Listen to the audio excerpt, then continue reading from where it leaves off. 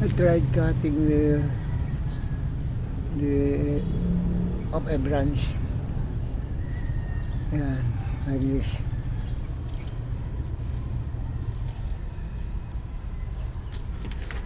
And put the fertilizer.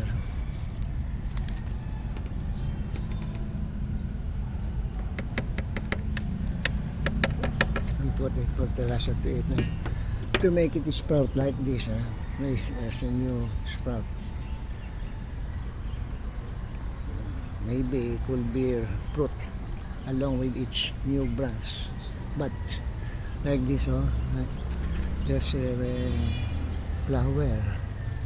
Here is a new flower. So,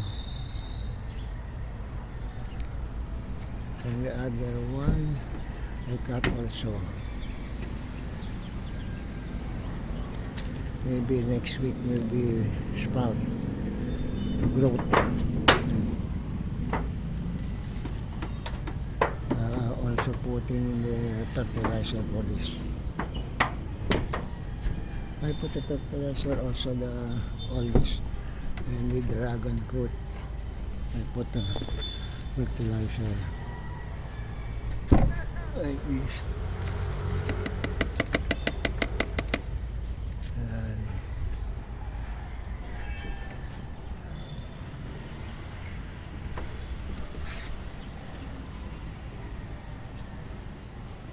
maybe next week I will see for 2 weeks and see if this growth pagka nagsanga na merong kasunod na bulaklak katulad ng ubas.